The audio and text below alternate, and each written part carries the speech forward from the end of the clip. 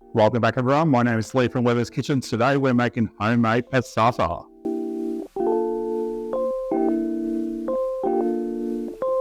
So when I saw my greengrocer had Roma tomatoes for sale in bulk, I jumped at it.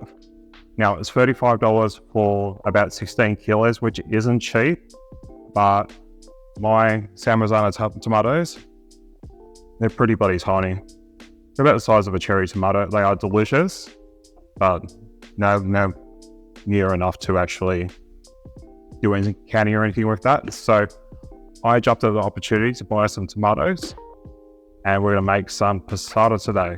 So I like to can my tomatoes as plain and simple, so it would be just straight tomatoes, and then later on I'll decide whether I want what I want to do with it. So today we're actually going to roast our tomatoes before we actually turn them into a puree. And the reason being is when you roast them, it gradually just evaporates all the extra moisture off them. Then you don't have to boil it down after you've made the puree. So firstly, I'm going to get my oven heating up. I'm going to get it as hot as possible so that it won't take as long.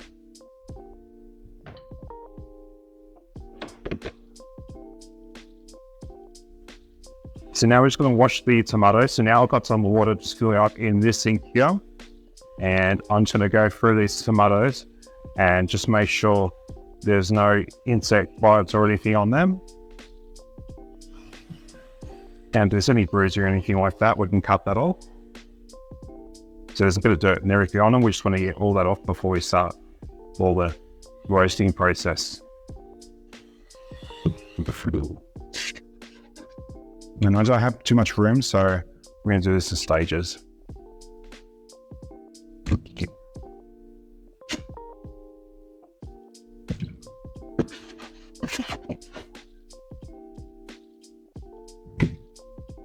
And even though these tomatoes I didn't grow myself,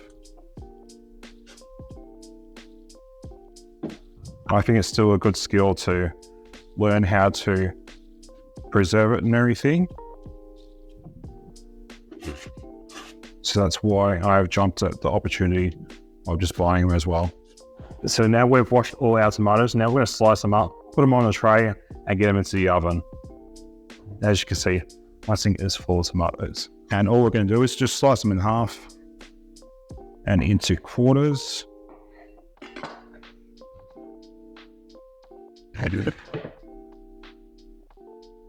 And then just onto our trays.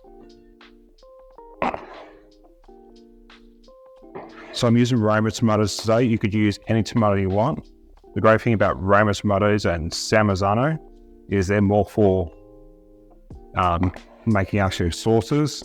So they have less liquid in them and more actually flesh and everything in them. So these will make a much better sauce, but you could use any tomato that you want.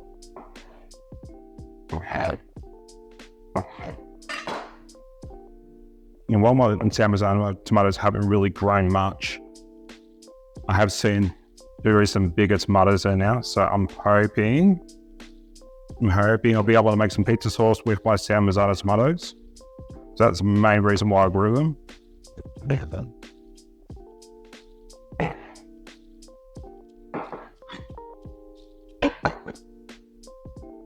All right, first lot done. Let's get them into the oven.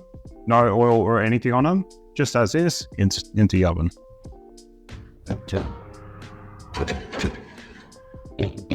All right, that's the second tray done. Let's get them into the oven. I'm going to bake them for about 45 minutes until they're nice and soft and it looks like all the water's actually evaporated.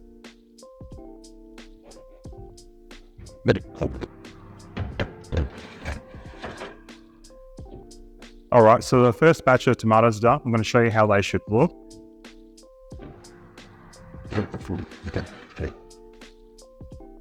Here we are, all roasty. You can see it's slightly dried out. All the skins are all blistered and everything. So now I'm just going to cover these with a tea towel and just let them cool down a little bit.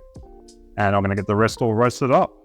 So now I have enough tomatoes roasted. I'm going to start putting them through the tomato press.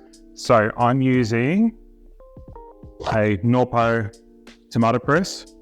I just got this on Amazon for about $70 Australian. I wish I could get the Victoria one, but I think it was a little bit too expensive. So I got this. I'm going to see how it goes, and I'm going to give you an honest review about it as well. So I've just got the discharge in the front there, and all the skins and everything are going to come out the side here.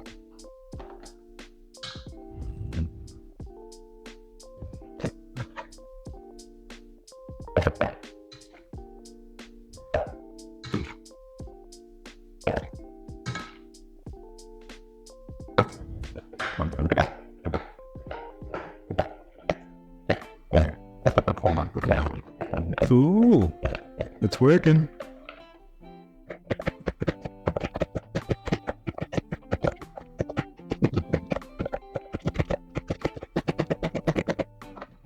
So that's the first lot. It looks pretty good. It's probably not as fine as in one of the other machines, but I think it's quite decent for, this machine be good for a beginner, definitely, which I'm happy with. All right, I'm going to get the rest done. I'm going to pour it all into my stock pot. Unfortunately, my stock pot is also my steam canner, so I am going to just have to find out a way to get around this.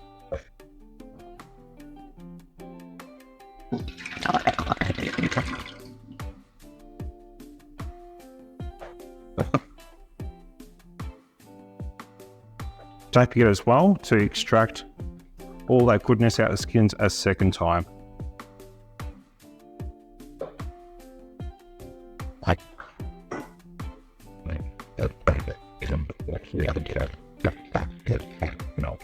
You want to make sure your skin's really dry when it comes out.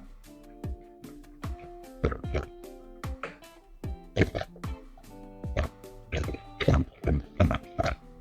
at all that sauce that's coming out of that. So while I was waiting for everything to cook, I was doing some research about the tomato scraps, and I was seeing people making tomato paste out of their scraps. So stay tuned. There's going to be another video on how to make tomato paste from your scraps. So I've just washed my jars. So these are the Fruta del Prato canning jars. Now, these are made in China. They're not, the ideal quality, but I've been doing water bath canning with them and they've been great. Word of warning, if you're in Australia, Kmart has lots of preserving jars, but their lids are only 69 millimeters. So you can't go and put a normal canning lid on these. These ones, once I replace these, I can use a standard canning lid for these. So ideally you want to stay away from those Kmart cheap ones.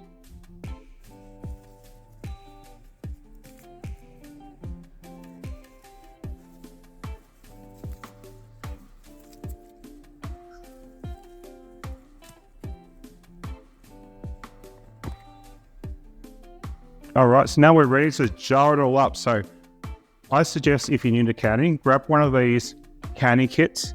You can get them on Amazon pretty cheap. I think about $20, very cheap. So you get a canning funnel. You've also got your jar lifters to get them out the hot water.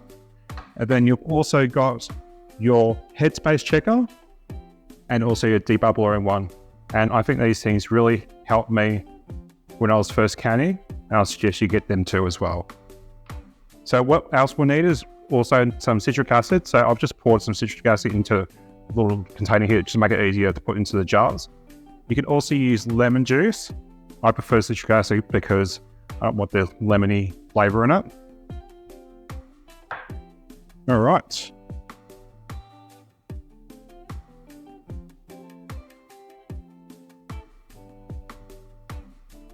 So to each of these, we're going to add a quarter teaspoon of citric acid. And these are 500 ml jars, and that's basically a point to use to anyone in the US. And if you wanted to put lemon juice, you could put a tablespoon. So now I'm going to add a couple of sprigs of basil to the bottom of my jars. Now this is actually a bit of a no-no in canning.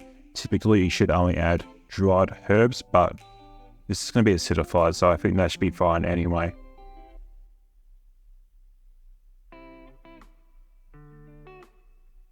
I've had my sauce heating on the stove for about half an hour, and I've just had it at a nice simmer, nice and hot. And now we're going to spoon it into our jars up to a 1/2 inch headspace.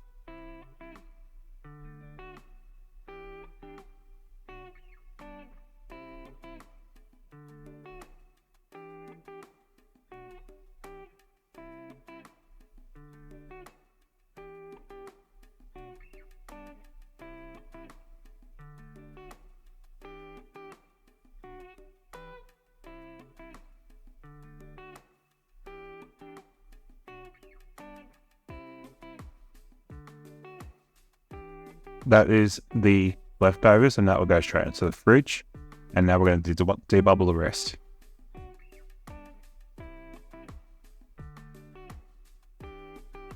Then we're going to fix our headspace. And then we're going to wet some paper towel with some vinegar. And then we're going to wipe our rims and apply our lids fingertip tight. And at this time, I'll also have my steam canner also heating up on the stove on a low heat, just warming up.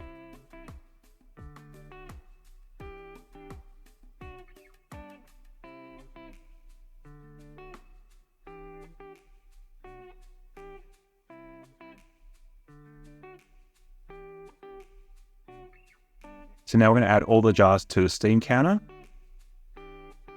So I'm going to fit about 8 pints at a time.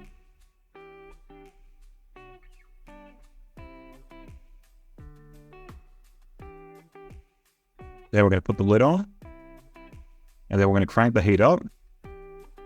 And now I use my barbecue thermometer to monitor the temperature of this. And once it hits 100 degrees and doesn't go up any further, that indicates that it is at a full steaming temperature inside. And then we can start our 35-minute processing time. All right, so the timer for 35 minutes has just gone off. So I've just turned off the gas to the burner, and I'm going to let this sit for 5 minutes. And then after 5 minutes, I'm going to take them out of the counter. So it's really important not to leave them in as long as you need to, and take them out once processing is finished. Whereas sometimes what can happen is you get something called it'll turn sour. Completely safe, but yeah, they can turn a bit sour. Unfortunately, there has been a bit of separation for some reason.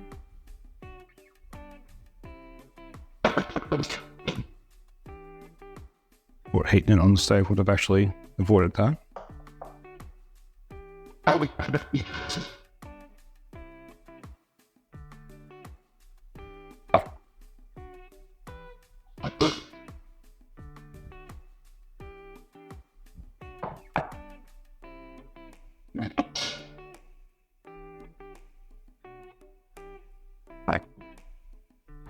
So if you like this video, don't forget to give it a good old like. And if you want to see more, don't forget to subscribe. I've got more to come, especially lots of canning at the moment. See you soon.